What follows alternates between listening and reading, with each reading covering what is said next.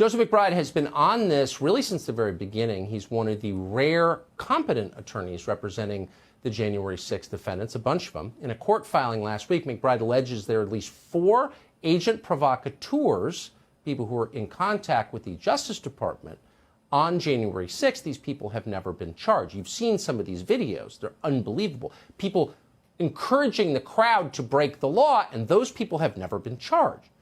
He has seen unreleased videos, Mr. McBride has, that reveal extreme police brutality inside the Capitol. DOJ has kept those videos under seal, of course.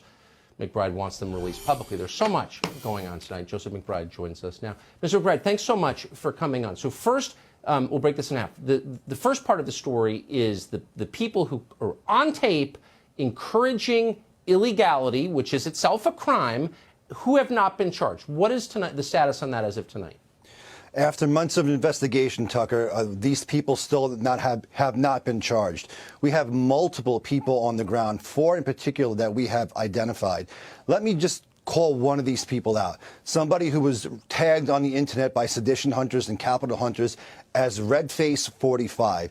This is a person who is dressed in Trump gear, in MAGA gear. He's covered in red from head to toe. His face is painted MAGA red. He's got a Trump hat on, a Keep America Great Again hat on. Yet he is clearly a law enforcement officer. He interacts with uniformed personnel. He interacts with agents in the crowd. He passes up weapons, sledgehammers, poles, mace. Some of those things come into contact with other protesters who have subsequently been charged with possessing dangerous weapons and or using dangerous weapons at the Capitol. That is clearly entrapment. That is clearly the government creating conditions of dangerousness and entrapping members of the crowd to possess weapons and possibly use them for reasons that we cannot comprehend. Wait, may I interrupt you right there? Why is it so difficult? Let's put his picture back on the screen. Why is it so difficult in an age of facial recognition? This is the largest dragnet in the history of American justice for one Republican member of Congress to force an answer. Who is this person? Why hasn't he been charged? That's a very simple ask. Why hasn't it been delivered?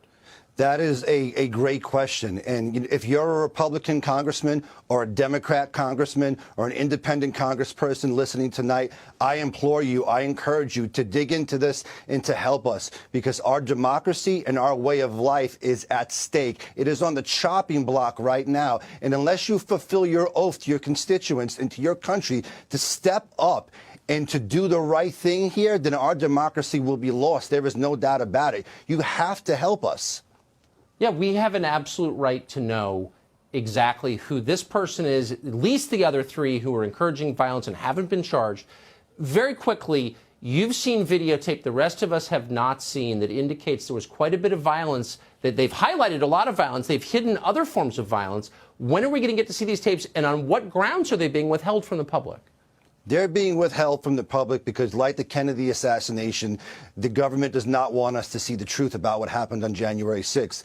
I filed the motion this week asking for the unmasking of these videos. That motion was joined by the New York Times in a 16-point press conglomerate. They signed on and they said, you know what, we want to see the truth about what happened as well. The police brutality that took place inside of that tunnel is objectionable. There was one woman in particular who was wearing a red MAGA hat who was beaten within an inch of her life.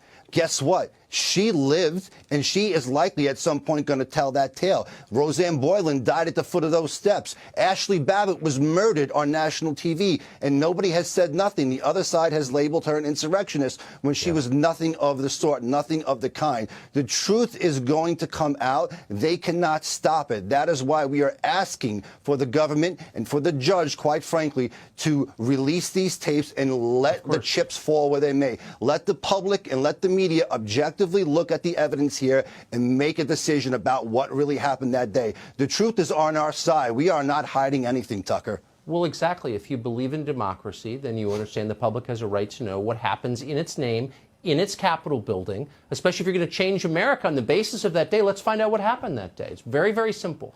And I appreciate all your efforts to make that come true. Joseph McBride. Thank you so much, Tucker. And if I may, Patriot Freedom Project, go there if you want to help us. It's a great place where Patriot Freedom Project is helping the families who have been affected by this and raising legal funds as well. Thank you, Tucker.